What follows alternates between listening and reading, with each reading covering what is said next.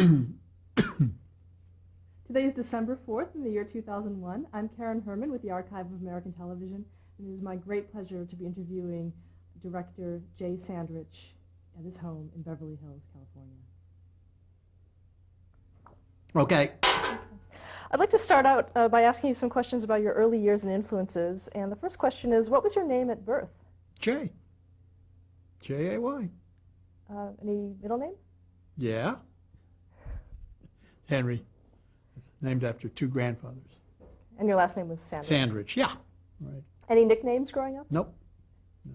Well, the kids in school, naturally, with the name like Sandrich, had a lot of nicknames, but none that I accepted. What about later on in your career? Did you have a nickname? Some of the actors probably had, again, nicknames that I was not aware of.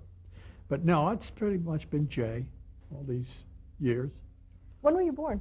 I was born at February 24th, 1932, in Los Angeles. And my father was a film director. So I was sort of born into the industry. What was his name? Mark Sandrich. He directed the Astaire Rogers pictures. And he directed a picture called Holiday Inn and another picture called So Proudly We Hail. But I was 13 when he passed away, so I didn't really get a lot of knowledge as a youth about the business. But later on, it turns out he really left me a wonderful legacy to get me my opportunity to work, although I wasn't aware of it at the time. During your childhood, do you remember anything, starting in the house, things like that? Yeah, we lived on that famous Roxbury block where Jimmy Stewart and Eddie Cantor and Jack Benny and eventually Lucy, they were just one block above us. And as a kid, you'd see people come to the house. I mean, he worked with Irving Berlin, and Irving Berlin would be in the house, and Astaire would come by, and sometimes Jack Benny. But it was just like growing up with any other business, that was the business my father was in. And even, it wasn't like television, because with television today, stars are right in the houses and everybody knows them. And so there's much more of familiarity with them than film stars. So even though it was, an exciting time, and I'm sure a lot of people would love to have grown up around these people, it didn't mean anything to me special. They were just people who worked with my father. So did you have any aspirations to go into the business? No, what happened was when it came time to go to college, and you have to sort of pick a major, I decided, well, I guess I'll try film, because I didn't have any great burning desire to be a film director. I don't think I ever saw myself in that job, but it was sort of the job and the business that I grew up in. So I went to UCLA and declared a major in film, which based theater arts, which at the time you spent the first 2 years studying theater classes, and then in your junior year at UCLA, you'd go into your major, which was motion pictures. And I think when I went there was no television department. It was basically motion pictures. There was some television equipment, but there was no television department itself. Let's go back a little bit and talk about your mother. What is her name? Her name is Frida, and she was 102 November 6, 1901, and she's still doing great. And she has a lot of stories. She remembers a lot of stories about Astaire and Rogers and those pictures and coming out to California in the 20s. And so she's doing really well. Thank you for asking. How did she influence your career at all? My career? No, I don't think so. What basically happened was when I was in college, I got a phone call from the Directors Guild from a man who was sort of a family friend who was working at the Guild. My father at one point had been president of the Directors Guild, and he had worked with my father. And he called up and said they're going to change the rules, because the rules at that time, which was about 1950, 51 or something, was sons of members could be taken into the Guild as assistant directors. I mean, although my father was deceased, he'd still been a president, so his sons could get in. Not daughters, but sons were allowed in. So he said, if you're going to get in, you better do it now, because they're going to change the rules. So I think it was 50-51 or something, and I was still in college. And my mother certainly helped me come up with the initiation fee because I didn't have the money. But so I joined the Directors Guild, and that summer, a cousin was directing The Lone Ranger. So he let me come to the stage and work as a second assistant with no pay, but I sort of followed the second assistant director around to learn a little about what the job was going to be, because I was going to go in the Army. Who was your cousin? I'm sorry? Who was your cousin? His name was Will Jason. And how was he affiliated with the Lone He was Ranger? directing. He directs some of them. He didn't direct all of them. But so, he went to whoever the producer was and said, this kid, it's not going to cost you anything. So they loved the idea. But at least got me a chance to be on a set while I was studying motion. Studying motion pictures at UCLA, but so much of that is theoretical. So this was the first opportunity, and that's how I got into the business. If I'd had to take a competitive exam or something, who knows? I mean, I'd never have made it. A few more questions on Lone Ranger. Sure. I'd just like to go back and ask a little bit more about your Well, I childhood. don't remember much. I just was around, Was that, who was in that? Was that for Clayton television? Moore and Jay Silverheels. And I think, if my memory serves me correctly, it was like 2-day shooting for a half an hour. So you'd shoot one day in the studio and then go out and shoot on location for a day or something. I mean, all I really did was sort of learn paperwork, what the paperwork was, and just hang around the second assistant director who let me watch. How long did you do that for? Just, a couple months. Then I went back to school. But it got me in the Directors Guild, and it got me some, credit, although it wasn't a paid credit. At least I was an assistant director, and when I went in the Army, I had a little bit of experience. I wasn't just a kid who wanted to be in the business. I had actually been in the business. So that was a big help. I didn't know it at the time, but that became a big help. Growing up, did you have any sisters or brothers? I have had a brother. He is no longer alive, but my brother was Mark Sandrich Jr., and he also went into the business. He was a producer. He produced a show called Richard Diamond with David Jansen, and I think it was David Jansen. Anyhow, and Mary Tyler Moore had a small part on it. She was the secretary. You never saw her, but you saw her legs. and then he became a director. But his main love was composing, and he composed a Broadway show, and so he went to do that, and he was out of this business for many years. Did you have any hobbies growing up? Sports, like every red-blooded American kid. This was even before television, but sports was my main hobby, and I wasn't a fantastic music listener. Today it's much more accessible. We didn't have CDs and cassettes and things you could walk around with all the time. But so it was basically sports. What kind of student were you? Average. I mean, I'm probably a little bit above average, but I wasn't a great student. My main interest really was, at that time, sports. I went to movies and things like that, but it wasn't, I was never rabid about it. I never saw myself as somebody who was going to, had to be a director. Boy, you read about Steven Spielberg and some of these younger people who as kids were making films. I never did that. And I didn't know that I would end up in comedy either. I'm not a funny person, so that was never in my mind that I wanted to be a comedy director. At that point it was right during the Korean War when I went to college. And so you really had two choices. You had a choice of staying in school or being sent to Korea and shot at. So for some reason I chose staying in school. But to do that, you had to join the ROTC. To guarantee them not drafting, you had to join the ROTC. So I joined the ROTC at UCLA, which meant basically, an hour or two a week of classrooms in military subjects. And In the summer, you went to Army training summer camp. Of course, I hated all of this, but it allowed me to graduate. And then you graduate as a second lieutenant in the infantry. So I had a little bit of experience, and George Stevens, the director, who was a friend of my father's, I think he was a colonel in the Army Reserve. I'd written him a note because I knew him. Could he write a note to the Secretary of the Army or whoever it was requesting my transfer? I got all of those. I got some letters and things to be transferred out of the infantry into the Signal Corps, which handled film production.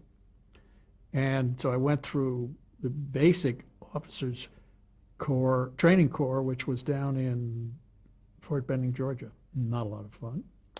And I was being sent to Germany as an infantry officer when my transfer came through. So now I had to go to Fort Monmouth, New Jersey, much better assignment, and become a Signal Corps officer. And you asked me about being a good student. The hardest thing I think I ever did was, because I was in most of these Signal Corps people were all electronic engineers, and that was what their background was. And I had no background nor any interest in how telephones and radios and everything worked.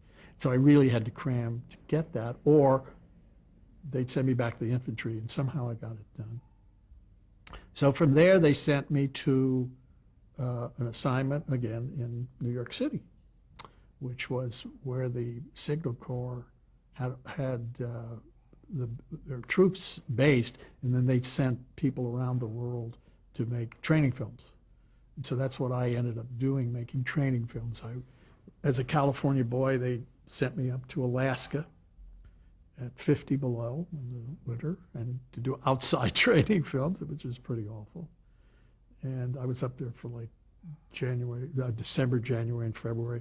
Came back, and they immediately sent me to White Sands Proving Grounds to do missile shoots in hot desert. So it was not very hard, but I remember to this day Alaska at 50 below. What exactly were your duties on these shoots? Well, we were making documentaries, and I was the officer in charge of one cameraman and, maybe a sound person.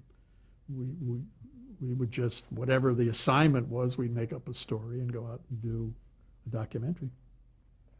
That reminds me, one quick story about snow. As I say, I was Californian, and when I was about 9, my father took me to the set of the Holiday Inn, and for the first time in my life, I saw snow falling, and I was very excited to see it.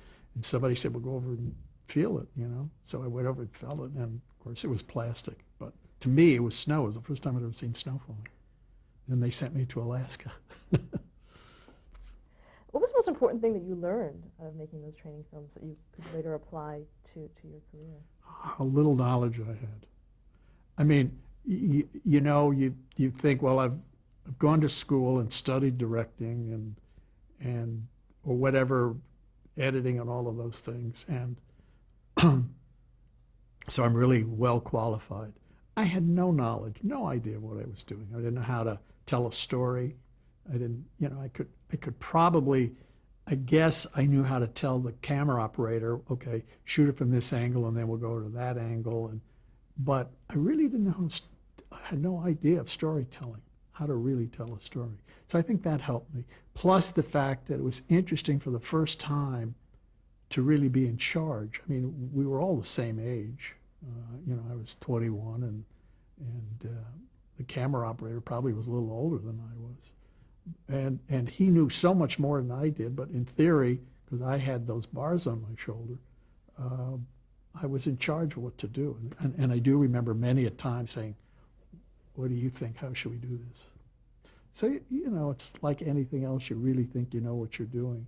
And obviously, at the time, it didn't mean much to me except every day to get out of Alaska. But obviously, I learned something. Do you remember the first time you saw television? I'm told it was the first time I saw television. My mother told me this was in the 1939 World's Fair in New York. They had an exhibit of it, but I don't remember that. And I do remember watching Milton Berle, those types of shows. I do remember when we first got a television set, of, basically people would sit down and watch the test patterns. And that's what you do. You go, oh, isn't that interesting? And you'd sit there, nothing would happen for 15, 20 minutes, and then a program would come in. Was there a point where you thought that this is something I want to do? No. What happened was when I got out of the service, I'll go into this story now. When I was in the service, the shows that I seemed to enjoy, Lucy and Danny Thomas and the comedies, every time I'd look, I'd see produced by Desilu Studios. So they seemed to be the shows that I wanted to do. I wasn't attracted to the dramatic shows. And even though I did not think of myself as somebody who'd be in comedy, they looked like fun shows to do. And my then wife was pregnant as I was coming out of the Army, so I had to choose whether to go into television or into features, because features were at that point being shot all around the world. And basically you were never home. And since, there was a new child coming along, I thought, well, I better stay in town and go into television. So I wrote the head of production at Desilu, a man named Argyle Nelson, a letter saying I'm in the Army, a second lieutenant, or I was a first lieutenant in the Signal Corps, and I've been making training films, and I'd been an assistant director, and I'm coming out of the Army, and I'd really love to work at Desilu, and I'll be out in 2 weeks or so. And I got a letter back saying, well, when you get in town, call me, and we'll set up an appointment. Okay, great. I mean, I just figured that's the way life went. And I went in and met with him, and he immediately gave me a job. And he put me, in those days, the business was 6 days. We shot 6 days a week. And he made me a second assistant on the Lucy show, on a show called December Bride, which was a comedy, and Armis Brooks. I worked 2 days on each show as the second assistant director. It turned out, I didn't know it at the time, it turned out he had been my father's assistant director on a picture. So he never told me. He just hired me. Now, again, you're young. I'm 23 by now, or 24. And you think, okay, well, it's because of my vast experience in making Army training films and having worked on The Lone Ranger. I mean, I'm perfect for this job. So that was my first break that my father's legacy had been. Obviously, he really liked my father a lot. And my next break was, I worked on those 3 shows for about, I'd say, 2 months, and then it came summertime and the shows ended, and I went to another studio to work. Before we get to that, what exactly did the second assistant director do at Desilu? It was basically keeping records, time cards for the actors, shooting, arranging the call sheet for the next day and giving it to the first assistant director, walking to the next stage, getting all the extras in, and then the first assistant would stage them. Sometimes big sequences, the second would help out. But in those days, it was basically a paperwork job. And they had POs where, you had to make POs out for camera rentals and film purchases and all of those things. So it was pretty much a paperwork job. You had a desk, you didn't get out in front too much, you didn't really get too much of a chance to observe. And, it depends on who you were, whether you really had much, whether you really made friends with the actors or not. I think probably at that time I was so young and so new that I probably didn't talk to anybody. But let me just quickly get to the second one, and then I won't jump ahead. But so I went to another studio to work in the summer, and I get a phone call from a man named Jack Aldworth, who had been the first assistant director on the Lucy show. And he basically said, do you want to come to work on the Lucy show as the first assistant? I said, sure. God, yeah. I was working as a first assistant at Ziv Television at the time.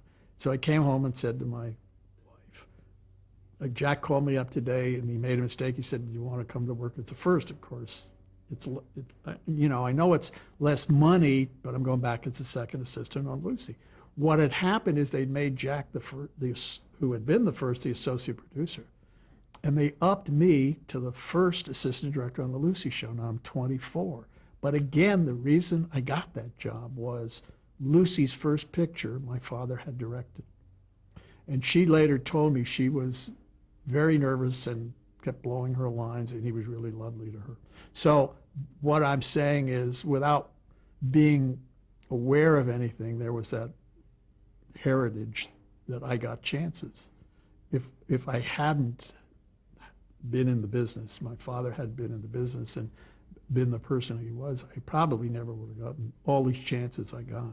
So a lot of it is nepotism, Keeping the job was different, but getting the jobs, that's the only reason. It wasn't any talent of mine. It wasn't that I was so smart and so charming and everybody liked me so much. Now to your question, Sarah. Okay, actually, let's go back a little bit and talk Okay. just a moment about Ziv Television. Right. Well, what exactly was Ziv Television? Ziv Television was a company that made really cheap shows. I worked on Broderick Crawford. He was a policeman. Oh, Highway. Highway Patrol, thank you. I worked on that. I worked on a show called Science Fiction Theater. They do maybe they were doing 2.5 days, but they were really inexpensive productions. Charles Freeze was the production manager there, and he was always very nice to me. And again, I went in as a second, and I got chances. If a first was preparing another show or something, then they'd make me the first. So although I wasn't really working first all the time, it was, I was getting those extra checks, so it was really lovely. But somehow I knew that I would rather go back and work on the comedies at Desilu. There was something there that was resonating, and I don't know what it was. So I learned through my whole career never take a job for money. Now, I know that's hard to believe, but I only one time as a director took a pilot for money, and I regretted it, and I just decided whatever I do, I'll do the thing that appeals to me the most, and hopefully one day it will lead to making a decent living. Can you tell me what that pilot was? Nope, I don't even remember. Yeah, I do remember. It was a friend, and it was who had asked me to work on his pilot. It was not a good script, and it was not a happy experience, and we didn't end up friends because I was really unhappy with the way the show went. But it was just something. It's a learning experience. As you go through life, you think, well, this is really good, and I'll make money on this. And if you're unhappy with it, you just eventually say, no, I think I'll never do anything again unless I really believe in it. Let's go back to Desilu and I Love Lucy. Right. Oh, when exactly did you start? What episode was your first episode on that? I came in as the second assistant, I think, like the third year of the half hours, just at the very end. But as the first assistant, I was the last year of the half hours. Now, at this point, I don't remember what year it was. It may have been year 5 or 4 or 5 or 6. I don't remember. But it was the last year of the half hours, and then I was there for 2 years when they made hour shows. And my whole experience on the Lucy show was daunting. I mean, I was 24, 25, something like that. This show was so powerful and popular, and these were the 2 biggest stars in America, and there was a dark cloud hanging over the stage.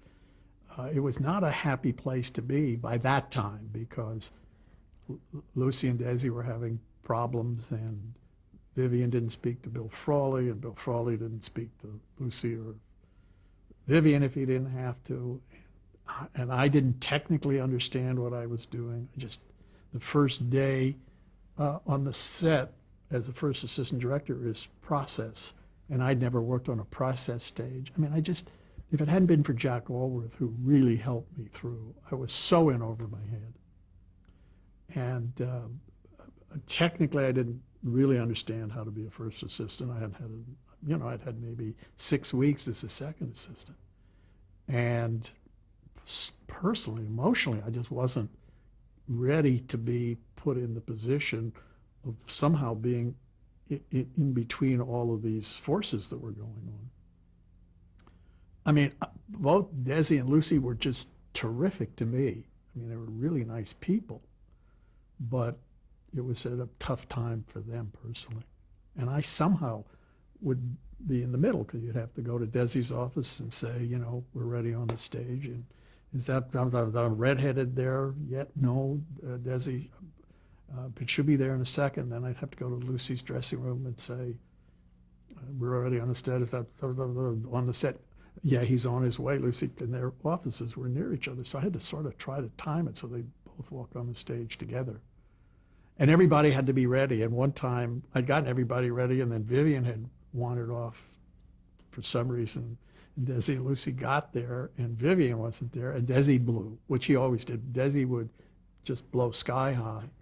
And then, 5 minutes later, put his arm around you and say, I'm sorry, amigo, but for this, and he starts screaming at me, and I'm this young guy, and I hadn't done anything wrong, but in front of everybody, it was very, very difficult. Well, the crew understood. I mean, everybody knew, but it was a very hard experience for me. But that sort of toughens you up, I guess. I survived. It was a really hard learning experience. It wasn't as much fun as it sounds. I mean, it became fun, by the third year of doing hour shows. And I loved the writers. Everybody was really terrific to me. Everybody was very nice. But when you don't know what you're doing, and you don't know what you're doing, it's very hard. What kinds of things did you have to do? What was your job description? Well, the first assistant director is you have to run the set. And I was very lucky in that there was a director named Jerry Thorpe who had been a first assistant director.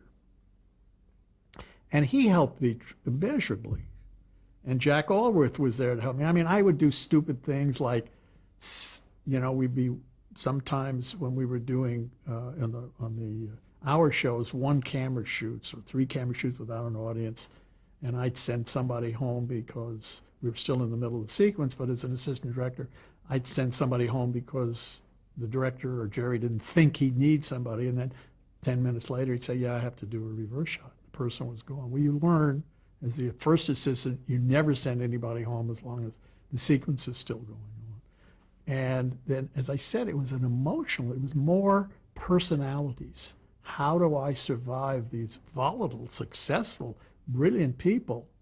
And I'm sort of in the middle of a lot of it, because there were a lot of times when personal issues would get in the way of the set. And I sort of had to try to keep something off the set, keep everybody working, when America's Favorite Couple was sort of breaking up. Let's stop here to change the tape. Okay.